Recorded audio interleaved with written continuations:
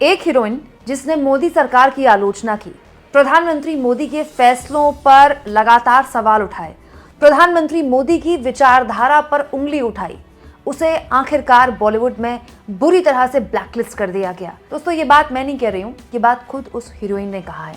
वैसे बॉलीवुड जिस तरह की इंडस्ट्री है, हिंदी फिल्म इंडस्ट्री, बेसिकली वहाँ जाना, मौके हासिल करना, ब्रेक्स मिलना बहुत मुश्किल है। ऐसे कई उदाहरण हमारे सामने हैं। पंकज त्रिपाठी, नवाजुद्दीन सिद्दीकी जैसे लोग जिनको 10-10, 12-12, 15-15 साल स्ट्रगल करना पड़ा।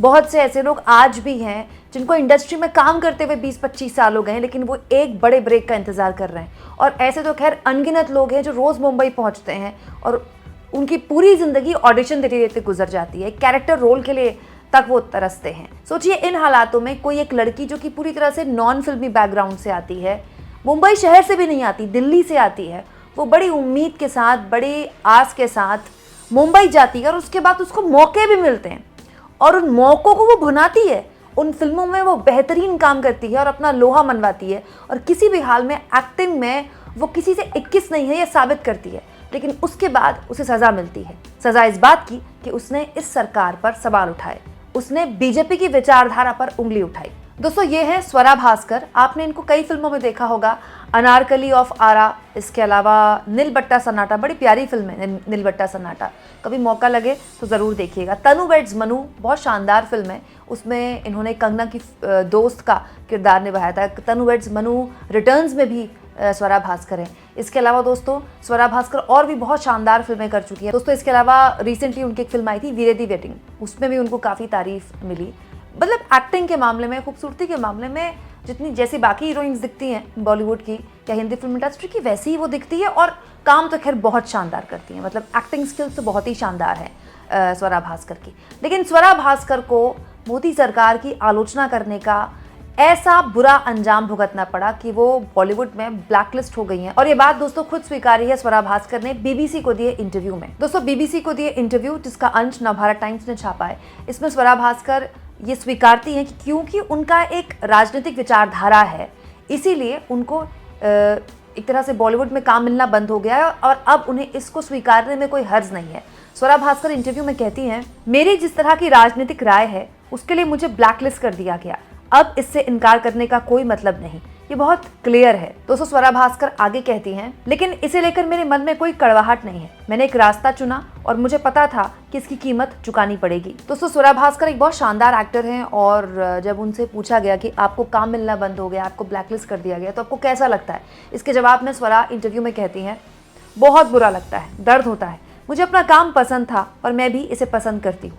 मैं एक बहुत ही काबिल एक्ट्रेस थी, उम्मीद है कि मैं अब भी रहूंगी, तो इसीलिए ब्लैकलिस्ट किए जाने का दुख होता है, पर ये किस संदर्भ में है उसे मैं समझती हूँ। दोस्तों, आगे बॉलीवुड में जो माहौल है उसको लेकर स्वरा भास्कर खुलकर बोलती हैं और कहती हैं, हम एक ऐसे समय में हैं, एक ऐसे देश में रहते हैं जहाँ एक प्रमुख ताकतों और सत्ता में बैठे लोगों ने लोगों को उनकी राय से असहमत होने पर सजा देने का विकल्प चुना है। उन्होंने तय कर लिया है कि असहमति को अपराध घोषित करेंगे और असहमति को राष्ट्र विरोधी और देश की सुरक्षा के लिए खतरा बताएंगे। दोस्तों, स्वरा भास्कर उन एक्ट्रेस में से हैं जो खुलकर न केवल बीजेपी की हिंदू मुसलमान पॉलिटिक्स का विरोध करती रही हैं, बल्कि CAA आंदोलन में भी खुले तौर पर इन्होंने अपना समर्थन दिया था। आम आदमी पार्टी के लिए भी स्वरा भास्कर प्रचार कर चुकी हैं। तो स्वरा भास्कर पॉलिटिकली बहुत अवेयर हैं और वो खुलकर अपनी बात भी रखती हैं, लेकिन वही बात स्वीकारती हैं कि क्योंकि वो उनका अपने काम से बहुत प्यार था और उन्होंने अपने काम में अपने आप को प्रूव भी किया था, तो क्योंकि अब उन्हें ब्लैकलिस्ट किया गया, उन्हें काम मिलना बंद हो गया, तो बुरा तो लगता है। दोस्तों, यहाँ एक और चीज़ बता दूं, स्वरा भास्कर ने फहद अहमद से प्यार किया और उसके बाद शादी की।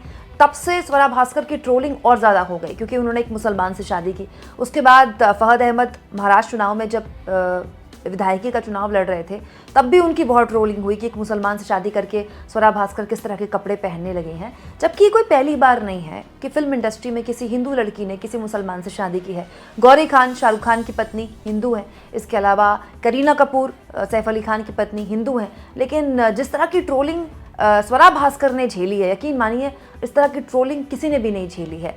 बड़ी अजीब सी स्थिति है दोस्तों, तब जब यही बॉलीवुड खुलकर 2014 से पहले बोला करता था और देश के बड़े गंभीर मुद्दों पर बोला करता था। अमिताभ बच्चन, जूही चावला, शिल्पा शेट्टी, अनुपम खेर, अक्षय कुमार, जीता जागता प्रमाण है ये लोग जो खुलकर उस वक्त की डॉक्टर मनमोहन सरकार की आलोचना करते थे, गिरते रुपए पर, बढ़ते पेट्रोल डीजल के दाम पर, लेकिन कभी इन्हें इस तरह ब्लैकलिस्ट होने का सामना नहीं करना पड़ा। कभी इनको इस बात का डर नहीं हुआ कि इनको काम मिलना बंद हो जाएगा, और ना ही इस तरह का माहौल था उनको लेकर। लेकिन जो बात स्वरा कह रही हैं दोस्तों, क्या ये बात गलत है कि आज अगर आप इस सरकार से इत्तेफाक नहीं रखते या इस विचारधारा से इत्तेफाक नहीं रखते, तो या तो आप सही हैं या फिर आप गलत हैं। मतलब या तो आप राष्ट्र विरोधी हैं, या आपको पाकिस्तान चला जाना चाहिए, या फिर आप एंटी नेशनल हैं। और दोस्तों ये हमारे ही देश में होता है।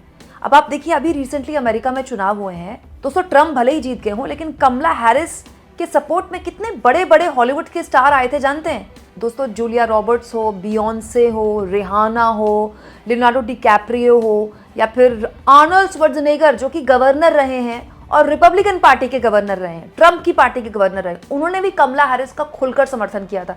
मतलब इतनी लंबी लिस्ट है ना हॉलीवुड के ऐसे स्टार्स की जिन्होंने कमला हैरिस को सपोर्ट किया था कि आप गिनते गिनते थक जाएंगे। लेकिन इन लोगों को तो कभी डर नहीं हुआ कि अगर ट्रम्प जीत गए तो इनको काम मिलना बंद हो जाएगा, और इनको काम मिलना बंद भी नहीं हुआ होगा। ऐसा नहीं है कि कमला हैरिस हार गई और ट्रम्प जीत गए तो अब इनको ब्लैकलिस्ट होने का खतरा बढ़ जाएगा। भाई आप एक्टर हो सकते हैं, आप डायरेक्टर हो सकते हैं, आप किसी इंडस्ट्री में शामिल हो सकते हैं, लेकिन सबसे पहले तो आप नागरिक हैं ना। एक नागरिक के तौर पर जो अधिकार मेरे पास हैं, जो आपके पास है, वो ये अधिकार स्वरा भास्कर के पास है। तो अगर उन्हें लगता है कि सत्ताधारी दल की विचारधारा से वो इत्तेफाक नहीं रखती और वो खुलकर बोलती हैं, तो इसका खामियाजा उन्हें ऐसे भुगतना पड़ रहा है कि उन्हें फिल्में मिलनी बिल्कुल बंद हो गई है। अब तो OTT में भी उनको काम मिलना बंद हो गया है। कितनी हैरानी की बात है दोस्तों, स्वरा भास्कर जैसे एक्टर्स को काम नहीं मिल रहा, और कंगना रनौत जैसे एक्टर जो कि बहुत अच्छी एक्टर है, मतलब कंगना की मैं हमेशा बहुत तारीफ करती हूँ, उनका काम मुझे बहुत पसंद है, बहुत अच्छी एक्ट्रेस है वो। लेकिन आप देखिए 10 साल हो गए, कंगना ने एक हिट फिल्म नहीं दी है, एक भी हिट फिल्म नहीं दी है, फिर भी बैक टू बैक उनको फिल्में मिल रही हैं। वो भी कहती है कि उन्हें बॉलीवुड ने बॉयकॉट कर दिया है, लेकिन उसके बाद भी वो छाई रहती हैं। सारे न्यूज़ चैनल्स में उनकी हेडलाइन बनती है, हर दिन उनका कोई नया पॉडकास्ट आ जाता है, हर जगह वो एक सेलिब्रिटी के तौर पर उनको सम्मान दिया जाता है। और अब तो खैर वो बीजेपी सांसद बन ही गई हैं, उनके पास तो खैर Z+ सुरक्षा भी है। तो एक तरफ कंगना रनौत है जो कहती है उन्हें ब्लैकलिस्ट कर दिया गया क्योंकि वो करण जौहर के खिलाफ बोलती हैं या फिर नेपोटिज्म के खिलाफ बोलती हैं, और एक तरफ स्वरा भास्कर है जो कहती है कि उन्हें ब्लैकलिस्ट कर दिया गया क्योंकि वो सरकार के खिलाफ बोलती हैं या फिर अपनी एक विचारधारा है जिसको लेकर वो शर्माती नहीं है।